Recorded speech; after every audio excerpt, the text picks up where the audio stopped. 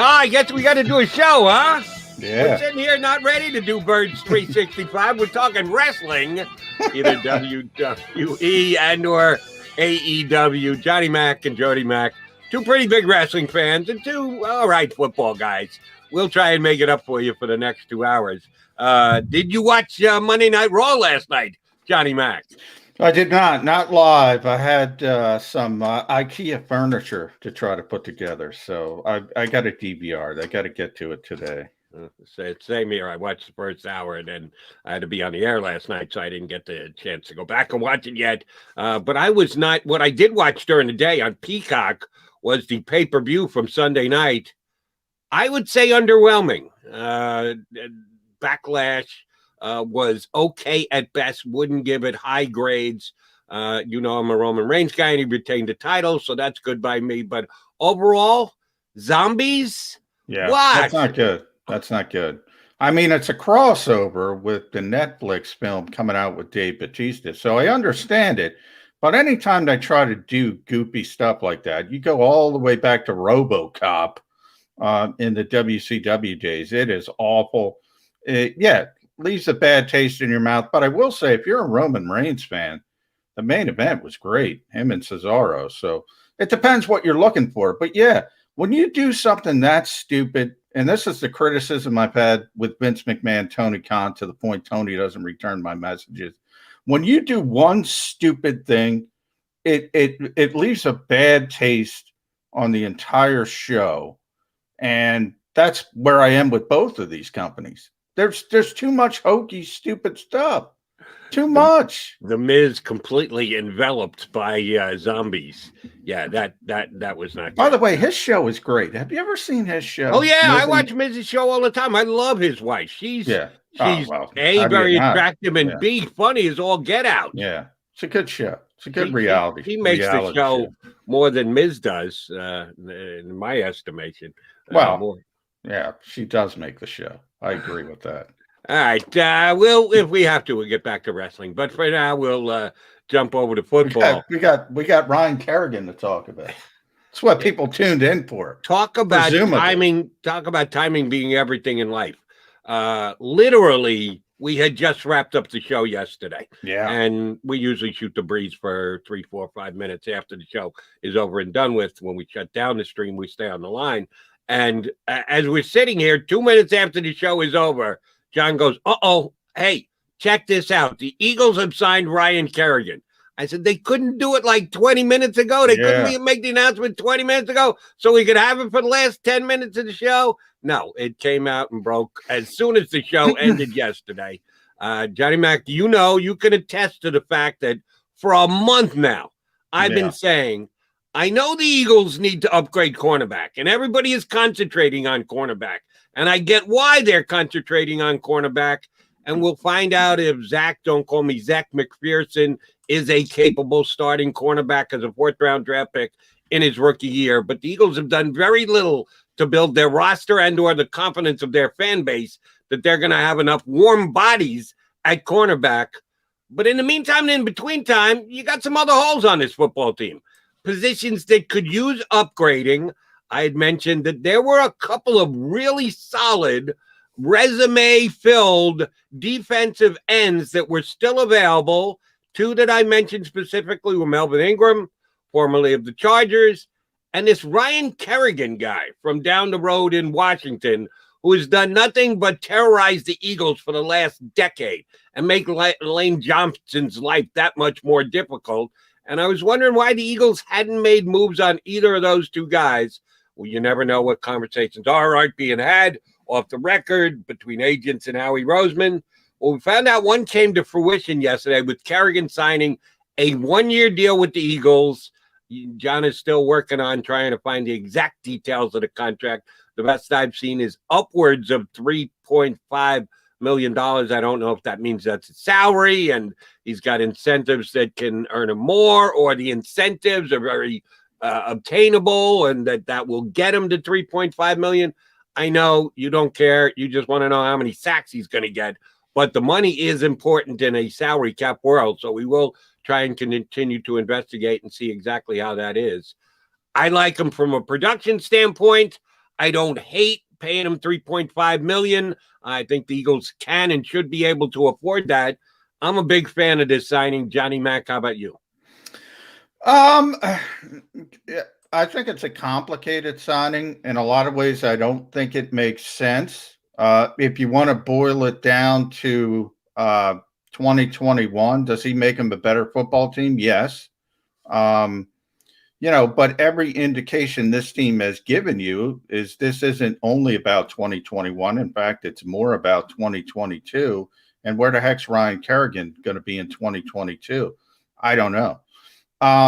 But on the other hand, it's one of those deals that kind of fell into their lap. I think there's no question that Ryan was, he understood at this stage of his career, he's going to be 33 in August, Jody. He understood he's going to get a 1-year deal, but I'm pretty sure he's expecting, $7-8 million, basically twice as much as he got. The market wasn't there. The Eagles just waited and waited and waited and waited. He couldn't get another deal. He felt comfortable on the East Coast for obvious reasons. They swoop in at the last minute and they're able to get a very cost-effective 1-year contract for a guy who can still play. Now, he was productive. He played a career low in snaps last year, but that had more to remember where he was. That had more to do. That might be the most talented front in all of football, the Washington football team. So you have Chase Young, you have Montez Sweat. That's understandable. I've heard conflicting. He had numbers, 5.5 sacks, 5 tackles for loss in, about 38% of the snaps. That's really good production. You would think he'd play a little bit more here. But here's my concern, though, Jody. He's got, as I said, by the time the season rolls around, he's going to be 33. Brandon Graham's 33. Now, you can make a strong argument. You should be trying to find the heir apparent to Brandon Graham. You should be trying to figure out Derek Barnett and Josh Sweat are both on contract years. Are they going to be long-term fixtures of this team, or are you just going to move on after the season? And then you have all the young guys, whether it's the rookies, Teron Jackson, Patrick Johnson, even guys who've been here like Joe Osman. I'm not the one who called it a transition year. Jeffrey Lurie called it a transition year. So if it's a transition year, why are you going out getting the 33-year-old edge rusher to take snaps away from people you have to either evaluate or have to count on long term? That part I don't get about. From a pure football standpoint, this guy makes you a better team. And I think you bring up an astute point. They're not able to get a cornerback. Right. Steven Nelson's out there. He's 28 years old. He's probably going to command. His agent came out last week. Now, this might be hyperbole. In fact, I think it's hyperbole. He said 17 teams are interested. That means there's a market there. We'll see ultimately what he gets. But I think he's going to get more than $3.5 million. And if you ask me who's a better football player, Ryan Kerrigan or Steven Nelson, I'm going to tell you Ryan Kerrigan 100 times out of 100. Right. So maybe that's your answer to fixing the quarterback position by getting to the cornerback position. Get to the quarterback. Because, Jody, if you look at this on third downs, you can kick Brandon Graham inside next to Fletcher Cox. You have Ryan Kerrigan on the outside with Derek Barnett or Josh Sweat, either one. On paper, that's pretty good. Here's the way I look at it. You and I are close to being on the same page, but not on the exact same page. Howie Roseman needs to do a juggling act at this stage of the season. His job is to try and make the Eagles a better football team in 2021, not at the expense of 2022 or 2023. But if you're going to go younger, the guys have to earn it. They didn't use a first-round pick on an edge pass rusher or a second or a third. They just didn't. So anyone who was selected after that or signed as an undrafted free agent, to me, you've got to earn it. You've got to compete. Remember, let's not forget, Nick Sirianni is all about competition. that's why I'm still very intrigued by what Kerrigan's contract actually looks like. Sure that they came to an agreement and signed off and everybody was happy. They was putting on Eagle Green. To Kerrigan's credit, put out there on social media, I probably haven't been one of your favorite players for the last decade, but I'm fired up to be a Philadelphia Eagle. So good job out of Kerrigan. Hey, made the best player play. And if that's Ryan Kerrigan, because none of those young guys you were referring to have been able to step up and outperform an old man. And you know what I mean when I say old man in football terms, wish I were 33. But that is long in the tooth on the defensive line in the National Football League. Real simple, beat them out. Outwork them in practice. Prove to the coaches you should be the guys getting reps on third down. If you can't, here's a seat on the bench for you. We're going to put Kerrigan in because he's going to get to the quarterback more often than you are. That's what I like. That's what I want to see. I don't want to see the complete restructuring of the Philadelphia Eagles going into a season. We lived through the tanking of the 76ers. I don't want to see the tanking of the Eagles. You got to try and win games, and you're going to be packing the house again, getting all your Eagle fans back in there, filling the stadium. You don't want to see never pressuring the other team's quarterback. You want to have a fighting chance week in and week out. I think Kerrigan gives them that. Yeah, I mean, I think bottom line, it comes down to, as I said, something that fell into their lap. You put more credence on Nick Sirianni's competition nonsense than I do. I'll be the first to say nonsense. Yeah, well, Brandon Graham's not competing. Fletcher Cox isn't competing. Jason Kelsey's not competing. Lane Johnson's not competing. Unless you're talking about expectations, unless you're talking about their previous history as Pro Bowl level players, they might be competing against themselves. They might be competing against expectations from outside the building. Are they still the same player at this stage of their career? They're not competing with anybody inside the building. Devontae Smith is a first-round pick. He's not competing with anybody inside the building. Most top 10 picks in this league aren't competing with anybody.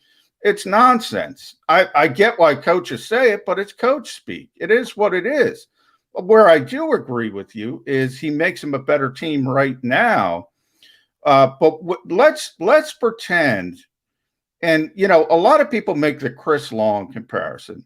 Two things why I think it's wrong. One, I love Chris Long. Ryan Kerrigan was a much better player than Chris Long. Very true. Even though Ryan Kerrigan was a big time pass rusher in this league for a decade. All-time leader for a team with a pretty deep history, the Washington football team, leading sack man in that entire franchise's history. You mentioned he's known as an Eagles killer, 13 and a half sacks against the Eagles. Guess what? He had 13 against the Giants. He had 13 and a half versus the Cowboys, or vice versa. He does it against everybody. It's not just the Philadelphia Eagles. Lane Johnson loves him, says he's one of the toughest guys he's got to block. All this is good. I got a lingering suspicion, though. Chris was, Ryan was better than Chris post Eagles. I don't know if Ryan is going to be better than Chris on the Eagles. And maybe that just has to do with tread on the tire. He played a lot. He did in Washington. There was one pro scout, anonymous, of course, that said he doesn't have much left. But that doesn't concern me because guys can have different opinions. What concerns me is the contract. Like, why? There are 31 other teams in this league, and they all need pass rushers. Why is he out there in mid-May? Why is he only getting $3.5 million? That's what concerns me. I don't know. It's a big name. People love big names. I don't know if it fits for the reasons I said before where this team is, and we'll see how much he has left in the tank. But the second part of that is, Jody, best case scenario, he plays well. He gets to the quarterback 10 times. Well, he's going somewhere else next year. So, I mean, maybe it gets you from 7 to 9 wins. Maybe that's good. Maybe you're in it. Maybe it helps. But I think you have bigger issues long term. And that's the difficult balancing act we talked about with Randy Mueller when he was on the show. You got to balance that, and it's hard to do. It is, but I'll give Howie credit because I think he took a step in the right direction in one of the directions they got to go. You're right. They kind of have to balance it and split directions. If you serve one master with one move, you got to serve the other master with another move. And I think Howie has actually done okay at that this offseason. Still needs to upgrade cornerback. Given. Check. Do that, Howie. But here's where I'm going to cut Nick Sirianni a little bit more slack than apparently you are. The whole competition thing. When he says everyone, and that's the term that he used, everyone is competing. You're right. There are some guys on this team that aren't competing. Fletcher Cox isn't competing for playing time or his job. That's not happening. But rather than take him as literal as everyone, here's what I think he's saying in part, and I got to agree with him. How many guys are there that are unquestioned going to be getting their 75, 80, 90% of the snaps? On the offensive line, it's more like 100. They play every snap. But on the defense, they shuttle guys in and out, specifically the lines and like. How many guys do the Eagles really have in those positions this year? We can go through them real quickly. Offensive line, all right, there are plenty. Defensive line, Fletcher. Brandon is going to play his usual number, but he doesn't play every down. He's not like a 100% guy. That's a rotational position everywhere. I mean, that's what I mean. But I mean, he's a starter. I'm talking about starters. So, like running back is a rotational position, but Miles Sanders is the starter. He's not competing against anybody. Jalen Hurts is the starter. We can go down the list. The offensive line from left to right, 4 of the 5 spots are cemented. Nobody's competing. Wide receiver, which is supposed to be one of the worst positions on the team, 2 of the 3, no competition. No competition at tight end. On the defensive line. What percentage of snaps is Jalen Reagor going to play this year? Well, you're talking about rotational positions, Jody. In other words, you're talking about offensive line. If you tell me 2 out of 3 are playing, then it's a rotation of 1. Well, no, you play because of the position. You generally play 4 or 5 receivers throughout the season. You're not going to play 100% of the snaps like you are on the offensive line. There are certain positions in the NFL. Forget about the Eagles. If you go to other cities, pick a city. DeMarcus Lawrence, he doesn't play 100% of snaps because he's a defensive lineman. Offensive linemen in Dallas, they play 100% of the snaps. Wide receivers in Dallas, they're great. They don't play 100% of the snaps. They're all awesome. It's a rotational position. So if you're going to put the standard at 100%, you can argue competition, but that's literal. Those guys are starters. Amari Cooper's entrenched. CD Lamb's entrenched. Michael Gallup's entrenched. I mean, there are rotational. Right. And that's why I'm saying the Eagle wide receiver position is one that's in competition because they're going to compete for who's going to get that percentage. Devontae and Jalen are going to play. That's why I say it's lip service. They are going to be 2 of the top. You can put it in pen. Barring injury, they're going to be 2 of the top 3 receivers on this team. Simple. Period. End of sentence. There is no competition. Okay. Well, I hope that other guys at the wide receiver put pressure on them. I think Devontae's going to play upwards of 85% of the snaps, but Jalen Reagor's got a little something to prove, at least for me this year. All right, so you got some good McMullen McDonald generated opinion to get it going. Let's add to it. We've got a good guest scheduled to join us. Eagle fans, you know him. He's on WIP as part of the Eagles pregame show. Does games for Westwood One. Contributor on Odyssey's NFL Insider stuff. Ross Tucker, former NFL lineman, is going to join us next, right here on Birds 365. If you missed any of today's show on the JAKIB Media channel, listen to the podcast on your way home. Available on YouTube, Apple, and Spotify. The savoring taste of a good bag of beef jerky is so enjoyable at any time of the day, as long as you can find it. Here's what we suggest. Pure Bull beef jerky is our answer, and soon it will be yours. Locally produced in the Philadelphia region, this high-quality, healthy protein snack is easy to secure. Go to steersnacks.com, and you'll see hot garlic, Tropical Heat, Pure Bull Dry Rub, and our favorite, Huck and Fod. What's that? Huck and Fod. Go now to steersnacks.com. Welcome to the Wildwoods, the perfect place where you can safely do everything or nothing at all. Catch a wave, take a nap, go for a drive, grab a bite. It's your vacation, and we're doing everything we can to make it a safe one. The Wildwoods. Your vacation, your way.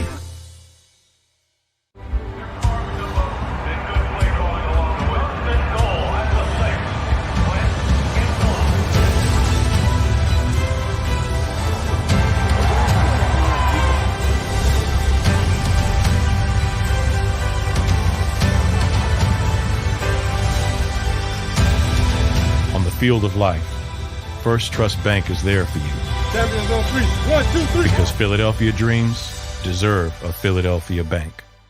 The International Brotherhood of Electrical Workers, Local Union 98, is a proud sponsor of The Labor Show with J. Doc and Krause every Saturday night from 6 till 8 p.m. IBEW Local 98's highly trained and superbly skilled electricians are the best in the business, setting the highest safety standards in the electrical industry. So when you're planning your next industrial, commercial, or residential project, choose an IBEW Local 98 union contractor. Learn more at ibew98.org. In the Wildwoods, our free beaches are spacious and welcoming with plenty of room to spread out. Your seat will be waiting for you when you're ready to visit. The Wildwoods, creating cherished family memories for generations. C-A-T-L-E-S-E-O! Jody Mack, the legendary sports talker, joins forces with NFL insider John McMullen. Start your morning with Johnny Mack and Jody Mack across the JAKIB Media Network.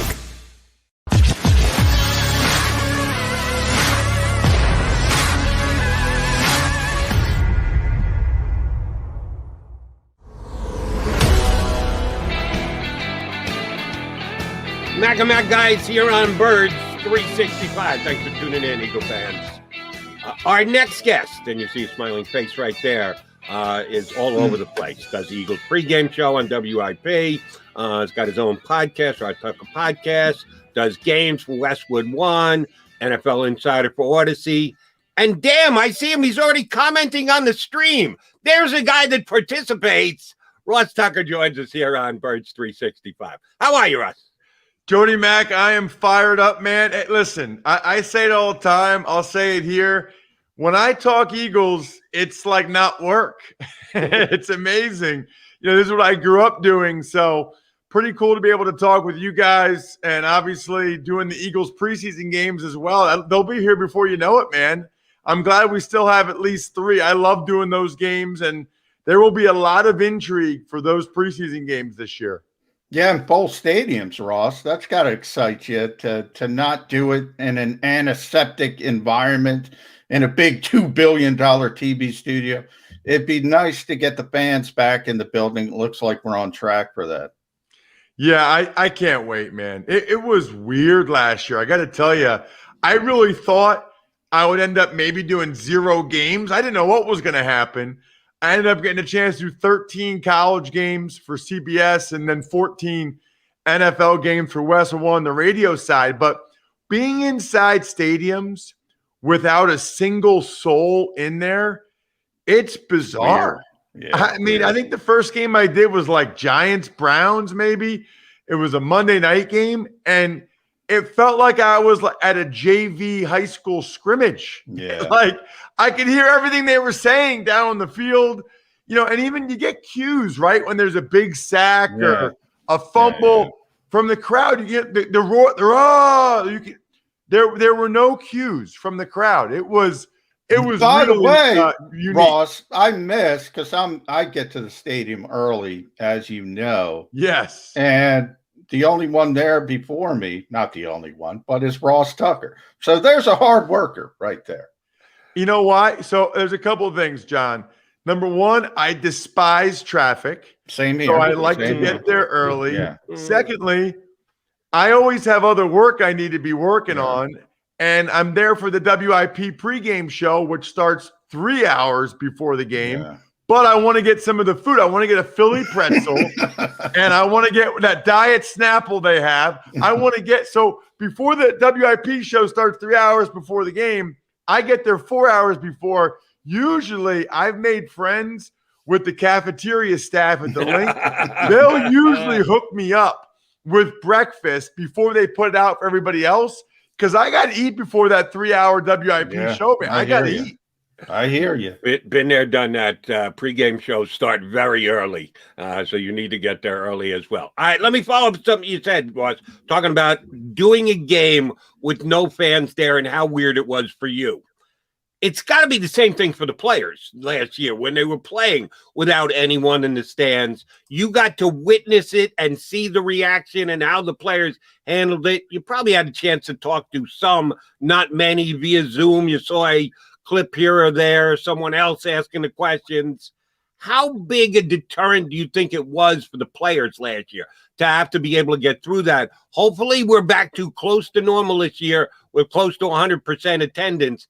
You recognized it just made your work and your life different by doing it in front of an empty stadium.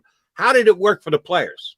So it was bizarre, but on some level, they kind of got used to it after a few weeks. However, late in the year, when some of the stadiums were able to have 5,000, 10,000 people, what I heard from the guys was they were surprised how loud 5,000 or 10,000 people can be when you're used to 0 for the whole season. You know, I mean, there was a game where Cleveland had 15,000, 20,000 people, and that place was rocking late in the year. The other thing that's weird, guys, that people don't realize, when you're actually inside those white lines, I'm telling you, you don't really hear anything. Like you're so focused in on what you're doing, you really hear the roar of the crowd after the play or maybe before the play. But once like that ball is snapped, you don't hear anything. It's hard to explain. It's like you're in this your own little world. In the zone. Well, let's go in between the lines, Ross, because Eagles made a big move, at least as big as you can make probably in mid-May at this stage. You get a veteran pass rusher like Ryan Kerrigan, who's done it at a high level for a very long time in this league. You know how much Lane Johnson respects Ryan Kerrigan. How much can a player like that at this stage of his career help this Eagles defense? Well, it's interesting, John, because I wrote on Twitter yesterday at Ross Tucker NFL, I thought this was a statement signing by the Philadelphia Eagles. And of course, all the Twitter trolls were like, oh yeah, what's the statement? You know, that they're washed up like Kerrigan, blah, blah, blah, right? No, here's what I mean by that, okay? We know that the owner, Jeffrey Lurie, has talked about it being a transition year. I think some people have taken that to mean the Eagles are not trying to win this year. Nothing could be further from the truth. And you could look at the signings of Anthony Harris at safety or Eric Wilson at linebacker and say, okay, they needed those guys. Like they needed a linebacker. They needed a safety. Okay. They didn't need Kerrigan, John. They did not need Kerrigan. Yeah. Now, it's a transition year, new quarterback, new head coach, stockpiling picks for 2022. They got rid of a lot of salary cap pain this year. So in that way, it is a transition year. But the Kerrigan signing shows me they are conceding nothing, absolutely nothing. They believe they can compete and win the division this year. And I got to be honest with you, I don't blame them. I don't disagree with them. Look, Carson was very good for 4 years. Very good. Really enjoy him as a person, the way he played. He was terrible last year. I mean, he was arguably the worst quarterback in the NFL. You look at the sacks, you look at the interceptions. If Jalen Hurts is the 27th best quarterback in the NFL, the Eagles are much better. You just can't be last. You can't be the worst. If he just doesn't throw those picks or have those sacks, I think right now, with you look at their offensive and defensive lines, I think they're around a 500 ball club, which won't happen, by the way. There's 17 games, but you know what I'm saying. Yeah. 9-8, 8-9. And I don't look at any team in the NFC East as being significantly better than that. I think they're all kind of in that same mix. The Kerrigan move shows to me the Eagles really do believe that even though this is a transition year, they can still win that division again. Right. Take their shot in the NFC least. It was last year. It could be again this year. All right, let me take you to that quarterback position. It's a unique situation, and here's what I mean by that. We've seen quarterbacks being in position for 1 year, like Andy Dalton is the quarterback of the Bears. We don't even know if that's going to last an entire year, but the coaching staff is standing behind it. He's our starting quarterback. You bring in a veteran guy, might not be at the top of his game anymore, and you know he's a transitional quarterback. A bridge quarterback is another word that's used often. Jalen Hurts is different. He's still a young guy, but most people are speculating that he's going to be the quarterback for this year. We don't know about next year yet. They're not making any multi-year commitment to Jalen Hurts. It's a 1 year kind of prove-it situation. If you buy into that philosophy, is it better for Jalen Hurts because, hey, step up, you know what you have to accomplish, there's a job to be grabbed here, go ahead and grab it, and he'll be very motivated by it and ready and pumped to play every single week? Or is it just too pressurized that young quarterbacks are given time to develop? And if you have an off year, so be it. Well, it will be improved the year after. How's it going to play for Jalen Hurts knowing that this is very much a big 1 year show it to me type season? Well, I mean, Jody Mack, if he doesn't perform well because it's too pressurized, then he's not the guy. I mean, we've seen too many rookies playing well recently. Burrow last year, Herbert was awesome last year, Tua was up and down. You know, this is Jalen's second year now, and he's going to get all the reps this spring, all the reps in training camp. I think he's got a better team around him than other people do. I mean, look, the offensive line, if Brandon and Lane stay healthy, it's a top 10 O-line all day. You have Miles Sanders. I like some of the running backs they've picked up, like Kenny Gainwell. Dallas Goedert is a top 10 tight end. The receivers are a question mark. We know that, but that's why they drafted Devontae Smith. This is not an offense that's bereft of talent for Hurts. You know, what I think is a concern, Jody Mack, at least from my perspective, what if Hurts is just okay? You know, like if he's good, awesome. Hurts is good. He's the next McNabb or whatever. You use the draft picks to make the team awesome around him. If he's bad, okay, that's a bummer, but then we'll use the draft picks for a kid next year, or Russell Wilson, Aaron Rodgers, Deshaun Watson, whatever. What if he's right in the middle? You know, like that's the thing I keep thinking about. You'd almost rather have clarity one way or the other. I happen to think he's going to play pretty well, but I'm not letting him have any built-in excuses, Jody Mack. Look, situations in the NFL are rarely perfect, right? You have to rise above and take advantage of the opportunity. Not many mid-second round picks get the opportunity Jalen Hurts is getting this year. You know, it's interesting you bring that up, Ross, because I've said a similar type of thing. When I speculate about Jalen Hurts and how he plays, I think to myself, okay, what can he do to prove to this team that he is the starter moving forward? Because they have so many draft assets. They're going to have so much money. In theory, there's going to be veteran quarterbacks available. You mentioned 27th. If he's 27th best in the league, the Eagles are going to be better. Well, he's got to be better than that. But I think he's even got to be better than middle of the road, because you know better than anybody, Ross, what this franchise thinks about quarterbacks. They always want the star quarterback, the quarterback factory. So if you're middle of the road, that's almost like NFL purgatory. I always use Kirk Cousins as a measuring stick, probably unfair, but that's a good quarterback. Is he good enough, though? You want to get into that top 10 range which the Eagles once had with Carson Wentz, is anything less than that acceptable?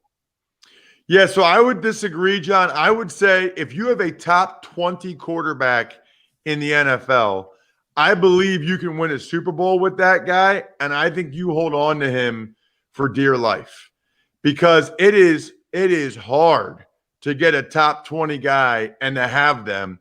You know, there's a lot of teams that have had bottom 5, bottom 8, bottom 10 quarterbacks for a long time. I would agree with you that 27th best quarterback for Jalen Hurts this year is not good enough. I would submit to you, if he's the 18th best in the NFL this year, in his first year as a starter, his first year in a new system with Nick Sirianni, his second year in the league, then you continue to roll with that guy. Unless you can get a deal done to get a top 5 guy like a Russell Wilson or Deshaun Watson. But I would challenge you guys, go through and actually rank all 32 quarterbacks. Yeah. You would take the top 20 guys. Like you would be like, okay, you really look at who's 18, 19, 20. I mean, it's some of the guys in the teens are really good players.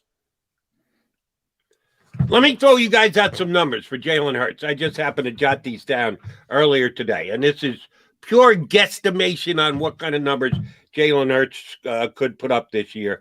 This past year, he hit 52% of his passes, threw 6 touchdowns, threw 4 interceptions, had a 77 and change quarterback ranking. Let me project these numbers for Jalen Hurts. Let's say he starts all 16 games, stays healthy, plays 15 out of 16. Let's say he throws for about 3,200 yards. Last year was 1,000, but he only played 4 games. So projecting 31 and change, 3,200, not outrageous.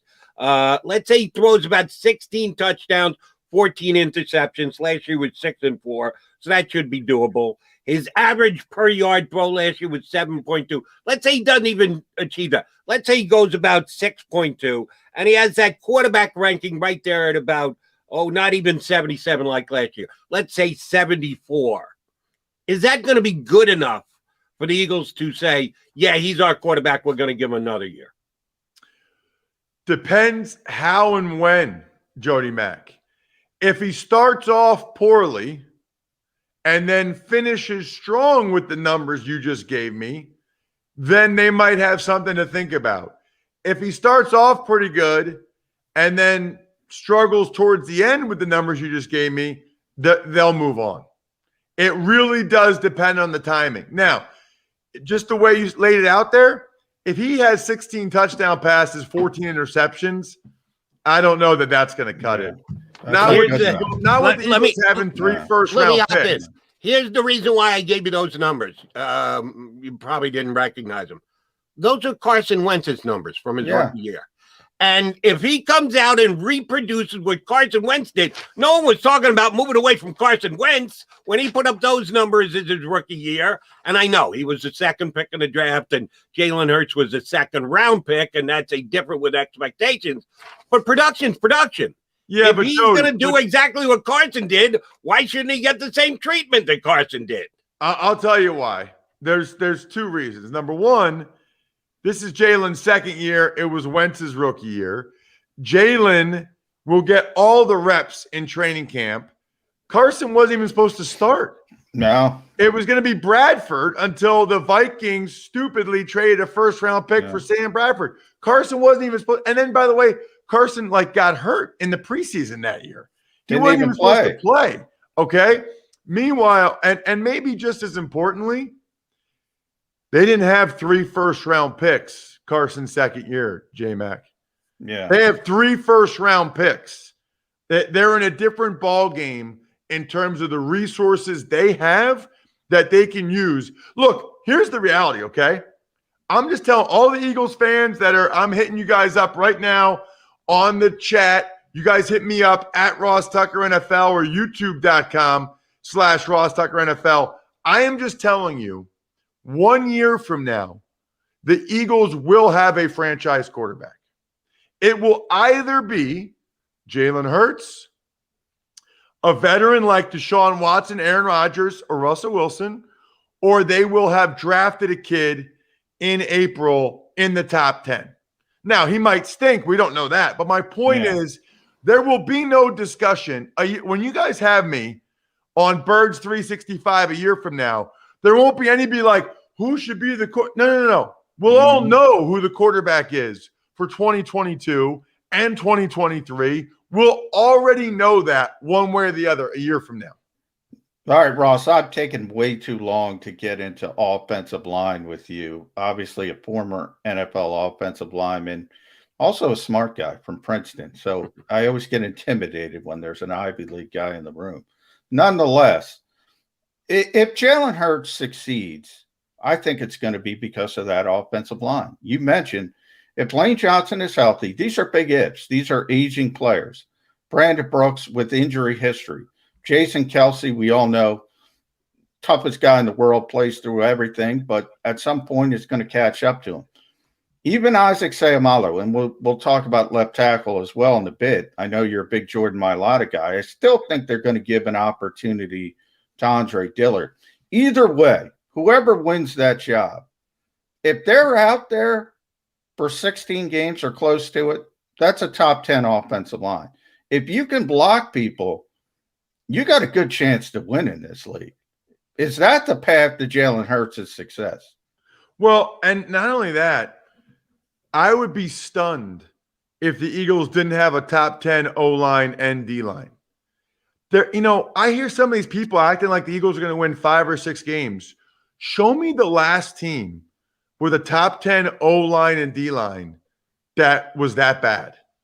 I'd love to see it, okay? Now, we don't know about Lane's ankle, Brandon coming back from the Achilles. We don't know that stuff. But based on what they have right now, it's top 10 O-line all day. And if my boy Mailata, and you guys remember what I said about him, his rookie year during the preseason games, I could not believe – I'm telling you, this guy could be a weapon, an absolute weapon. Some of the stuff he does to people, you just can't do. I mean, like, he's that big and that athletic. He's still not there yet. I hope they give him every rep this spring, every rep this summer. It sounds like they're going to have him compete with Dillard. And look, Dillard deserves a chance as well. From my perspective, I want Mailata getting as many reps as possible. I still think he can be a Pro Bowl caliber player when I see some of the things he's capable of physically and what he does. So now you've got potential Pro Bowler at left tackle, every year Pro Bowler at center, Pro Bowl right guard, Pro Bowl right tackle, and Seumalo's fine. Who has that? Who else has that? And then on the D-line, Hargrave, Fletcher Cox. They can rotate some of these guys inside a little bit. Brandon Graham can play in there. They go 4 deep at D-end. They're top 10 O-line and D-line. Look, even people that hate the Eagles, forget me, right? I'm the Eagles preseason guy or whatever. Even people that hate the Eagles will admit they're top 10 O-line, D-line all day. And by the way, potentially top 5 O-line and D-line. I agree with you on the offensive line. Defensive line, I think that's a little optimistic. But I want to go back to the offensive line, the left tackle spot. You're a Mailata guy, certainly well acknowledged what you just said. I haven't given up on Dillard, and I kind of trust Nick Sirianni a little bit more than my co-host does on this whole competition thing. I'm good with a competition at left tackle. Made the best man win. Both of them are still young enough that you can say, hey, you get the reps you get. We're not going to commit to one and give him all the reps and put the load on him to prove that he's worth it. The other guy's got to fight to it. Started as a dead, flat, even competition. Made the best man win between Dillard and Mailata. That's the way I think it should work. Do you not think Sirianni's going to go down that road, boss? No, I think he will. And the thing is I was really impressed with some of the things Dillard did in camp and in the preseason games as a rookie. He's got really nice feet. He's silky smooth. He just really struggled with power. And it's not like this isn't like Little League football, right? Or Little League baseball where it's like, oh, Johnny can't hit a curveball, so don't throw him curveballs. No, like if you can't hit a curveball, they throw you a curveball every single time. Dillard could not stop the bull rush. And, he put on some weight. I don't really think that's the answer. I think the answer, and this is like little inside baseball here, close the distance. Jump that mother sucker. You know what I mean? Like you don't drop back and sit. You go attack him. He's really quick. He's got really good feet. Look, Jeff Stoutland's a great O-line coach. I love Stoutland, but I wouldn't have told him to put on weight. There's plenty of O tackles that are 300, 305 pounds. Look, try to get stronger, sure, but go hit that guy. Go attack him. He's got initial quickness. He's got really good feet. He's smooth. He just struggled with power and on some level struggled with the physicality of the NFL. Look, if you're the first round pick, they're coming to try to kill you. Like that's the thing that cracks me up. Totally different story, but I think that cracks me up about Tebow, right? Like Tebow playing tight end in Jacksonville. Yeah. This isn't like the other guys don't look at him like, wow, that's Tim Tebow. He won the Heisman. They're 23-year-olds from Podunk, Mississippi, who think it's hilarious. They're going to get a chance to kill Tim Tebow in person. Like that. Like they can't wait. They're like, oh my gosh, I watched this guy play when I was 9. Now I'm going to light him. He's going to try to block me. Yeah. I'm going to go smash his face mask through his nose. Now, Ross, the Eagles knew that about Dillard. It was the Everson Griffin game. I think it was Robert Quinn with the Cowboys at the time that really lit him up as a rookie, and it was that bull rush. He looked better in training camp, tore his biceps. Obviously, Ted Rath was working with him. But I want to throw a curveball at you with Mailata, and it's a little bit of counterintuitive, but he proved he can play both sides, right tackle, left tackle. You know how important it is to have a swing tackle on game day. When they asked Dillard to move over to the right side, it was a disaster. When you look how you build your team, how you build your offensive line, in some ways, does it hurt Mailata to be so versatile because he can be the backup tackle? And you know how much Jeff Stoutland hates moving parts. So in other words, if he's got to move Mailata from left tackle to right tackle in game and then put a Dillard, he's affecting two spots where if you start Dillard and then you just have the swing tackle. Does it make sense?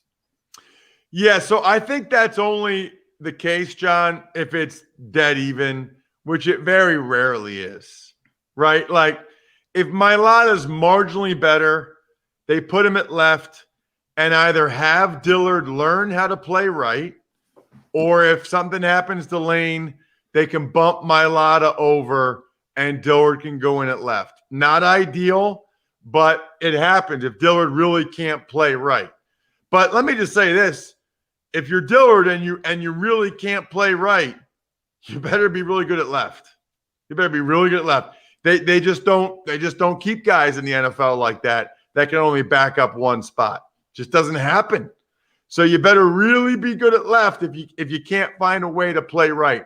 I would submit to you, I still think both those guys have pretty high ceilings. Mailata's got the highest ceiling of any O-line. He never played the entire sport till 3 years ago. And last year, he did some really impressive things. Still had some issues, but some really impressive things. Mailata's just consistency and reps. Dillard's just power. That's going to be the whole training camp. Has Dillard solved his issues against power? And can Mailata do it consistently and get the reps? So some of the stuff with Mailata, he just hasn't seen it. Some of the stunts, some of the things, he just hasn't seen it. And I don't think them bouncing him back and forth the last couple of years has helped in that regard. But if you're not going to be the starter, you got to be able to play both. I got time at all 5 spots in my career. All 5. Jack of all trades, master of none. It's hard to master one when you're look, the reality is if you're really good Or if I was really good, they would have just left me at one of them. Yeah. But I wasn't. So I had to know how to play all of them. Let me give you one last question, keeping it on the offensive side, and that's the running back position. We've talked a lot about Miles Sanders and the home run ability that he brings on every snap. But he also had some deficiencies in his game last year out of the backfield, picking up the blocking. Wasn't a great all-around back. A guy you want to get the football in his hands and hopefully have him make a big play, but also can annoy some teammates and quarterbacks and coaches because he doesn't hold down all his responsibilities. Why should we have faith that he'll keep that home run ability this year, but improve in the areas where he needs improvement because of the coaching change? Is there a reason to believe that? Yeah, because he did it well as a rookie. That's the thing, Jody Mack. He was so good out of the backfield as a rookie. I don't know what happened last year. I mean, it didn't seem like he and Wentz were on the same page. He had some weird drops. If he hadn't shown to be such a competent receiver out of the backfield as a rookie, I would say to you, Jody Mack, I don't know. I don't know what to do there. You might be right. But he already showed he could do it. And I don't know what happened last year, but I'm quite sure that that's going to be a big part of what they do. They want to be able to give Hurts those easy completions. The reality is usually the best matchup in football these days is your running back against their linebacker. Your running back against their linebacker, which is one of the reasons why I still can't believe Kenny Gainwell went in the 5th round. I mean, the guy runs routes like a receiver. Yeah. He's really good at it. And these linebackers are not going to be able to check him when they put him in.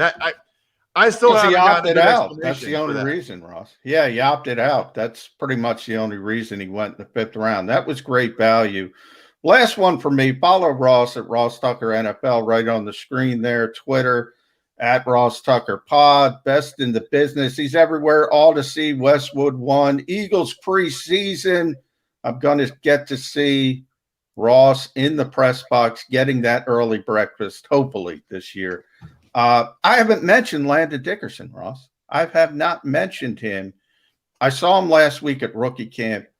Guy's a monster. 6'6", 300 pounds. We've been talking about this offensive line. It's top 10 already. Look, he's not ready towards ACL in the SEC championship game, but that kid can play. Where do you project him long term? Is he the heir apparent to Jason Kelce, or do you think he'll be better suited at guard? Because he's 6'6". Yeah, so I think they're going to let that sort itself out, depending on how much longer Kelce wants to play and how Brandon comes back from his second torn Achilles. I would submit to you the body type. There aren't a lot of centers like that. Yeah. There just aren't. You know, you can have a center like that, John. You just ask him to do different things. You're not going to ask him to pull out on the edge all the time like you do with Kelce.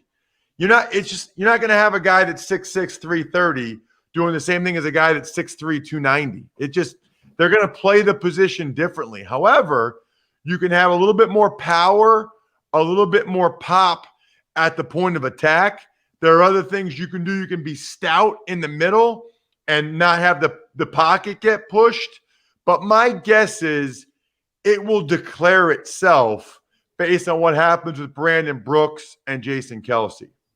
You see a little Ryan Jensen with Dickerson, like that bully type who just intimidates people, beats people up a little bit. So Ryan Jensen is my favorite player in the NFL. And Landon Dickerson was my favorite player in the draft because they play the game the way it should be played. You know, I don't miss the camaraderie with the guys. I miss the money, but not that much. I miss the violence. I miss trying to kill dudes.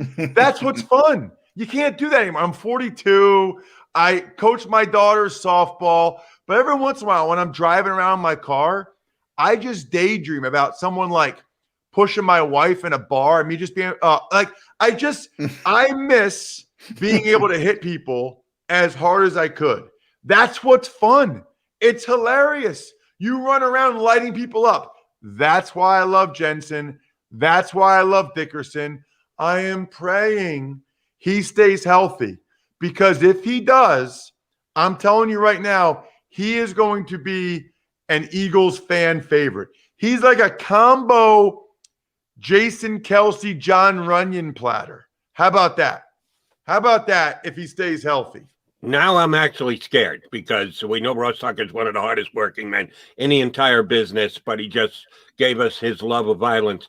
I think he's going out to a Wawa to just drop somebody when he finishes up his spotty air. He's not a big Wawa fan. He's a Sheets guy. We've had this argument before. He's going to go get a coffee. I just hope nobody bleeds after he gets that coffee. We got through it unscathed, other than the insight that certainly Ross brought to the table. Appreciate you hopping on board with us, buddy. You know we're going to have you back again down the road. Thanks for hopping on with us today. Yeah, two things. Number one, my pleasure. I love chatting with all of your viewers. Awesome. And tomorrow, John, make sure you note this. Tomorrow, I've got Andrew Brary, the Browns GM, on the Ross Tucker podcast. And I asked him if he still thinks Howie is the best GM in the NFL. So I think you'll be interested to hear what he says on tomorrow's Ross Tucker podcast. Check out. Looking forward to it. I love Andrew, by the way. I think he's doing a great job. He's doing I think the Browns are legitimate Super Bowl contenders. I'm happy for him. Exactly right. Ross, great stuff. Thanks. Check out his podcast. Check him out on WIP, Eagle Pregame. Yeah, we're doing pregames. Preseason shows again this year with the Eagles playing 3 preseason games. Ross will be part of that. Thanks for being part of Birds 365. Love it. See you guys. Ross Tucker here with us. John McMullen, Jody McDonald. We got an hour in the books. We got an hour left to play. Keep it right here, Birds 365. If you missed any of today's show on the JAKIB Media channel, listen to the podcast on your way home. Available on YouTube, Apple, and Spotify. The savoring taste of a good bag of beef jerky is so enjoyable at any time of the day, as long as you can find it. Here's what we suggest. Pure Bull beef jerky is our answer, and soon it will be yours. Locally produced in the Philadelphia region, this high-quality, healthy protein snack is easy to secure. Go to steersnacks.com, and you'll see hot garlic, tropical heat, Pure Bull dry rub, and our favorite, Huck and Fod. What's that? Huck and Fod. Go now to steersnacks.com. Welcome to the Wildwoods, the perfect place where you can safely do everything or nothing at all. Catch a wave, take a nap, go for a drive, grab a bite. It's your vacation, and we're doing everything we can to make it a safe one. The Wildwoods. Your vacation, your way.